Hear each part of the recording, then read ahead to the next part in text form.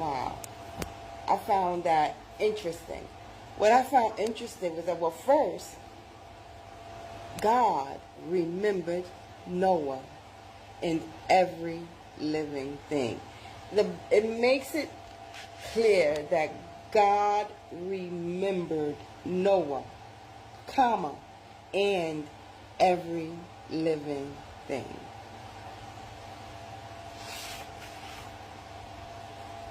And the ark landed in the 7th month of the 17th day on the mountains of Ararat.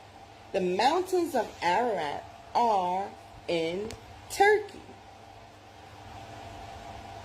And the mountaintop in Turkey, believe it or not, has been declining in size. They started measuring it in the late 70s. And from the late 70s up to the years 2000 and something, it's decreased and declined in size. But however, I believe it's been declining since creation. So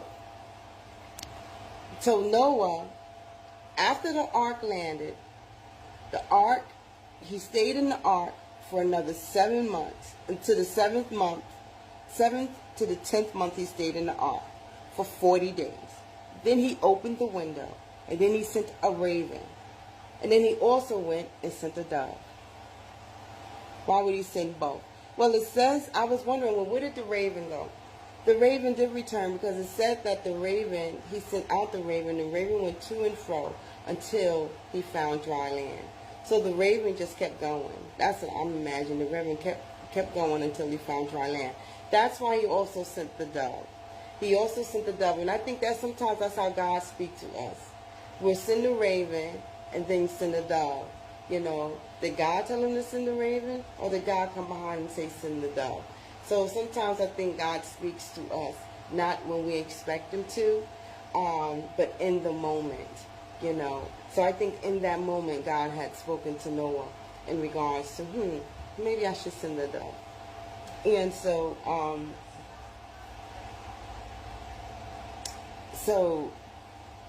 he sent the dove. The dove went for 7 days and returned in nothing. After the first 7 days, he sent the dove, nothing.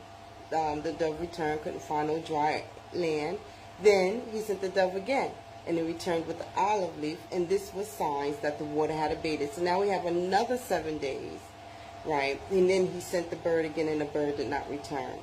So after some time passed, Noah then removed the ark covering.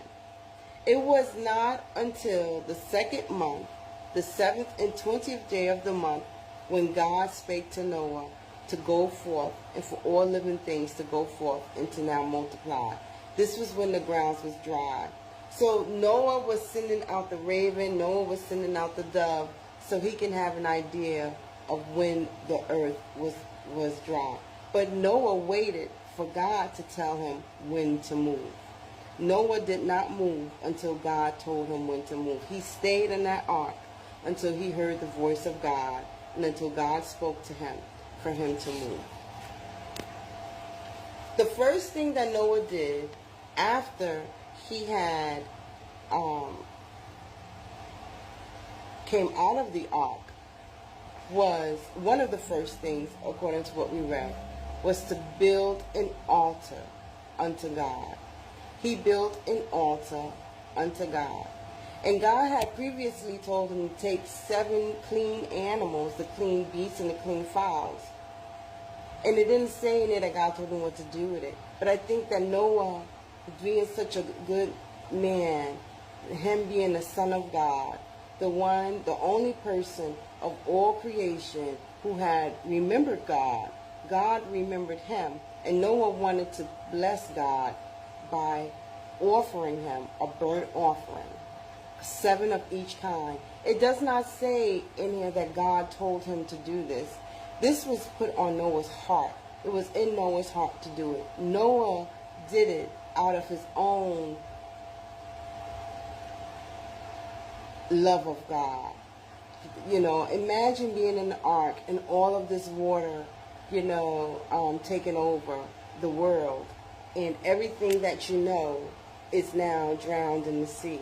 And you and your family that you love and all animals are with you, and God done put this in charge, you in charge of all of this. And now the earth is all new, and now God is telling you to go and to replenish and to be fruitful and to multiply. And so the only thing that was in Noah's heart was to honor God, that he had been chosen, and also that he had been spared, him and his line.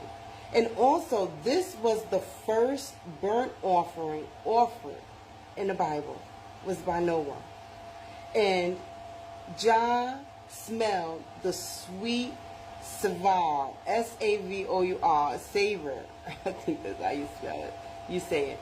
But it's a pleasure. It has a distinct quality. So it's something specific that gave pleasure to the sense of God, his first burnt offering.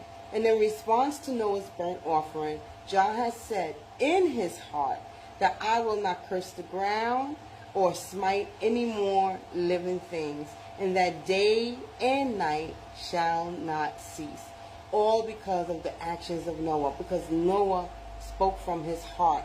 God is a God of the heart, and God spoke from his heart, saying that he will not curse the ground for man's sake, and he will not smite any more living things.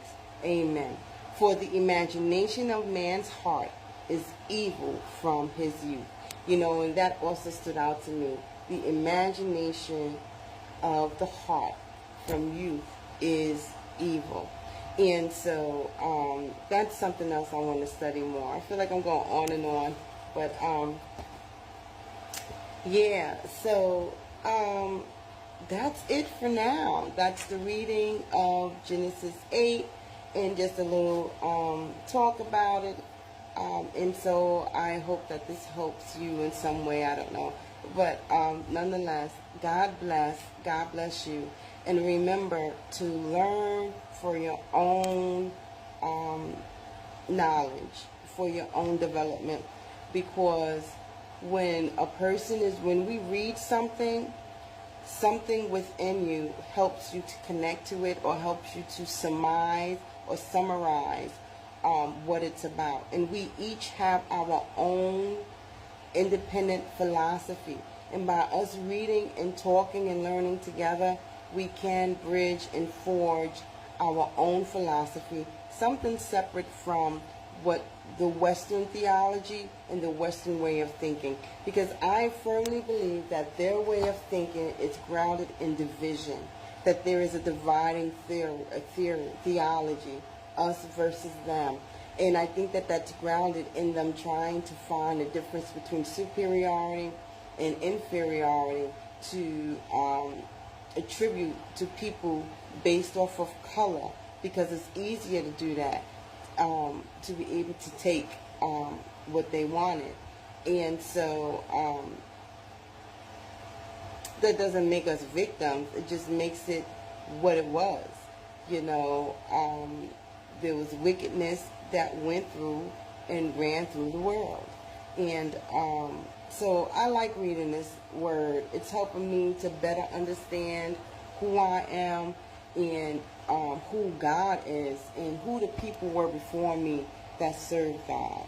And so in looking at this bloodline of how it all began in the beginning. Yeah. And so that's all I have to say. So God bless. Have a wonderful day. Thank you. Bye-bye.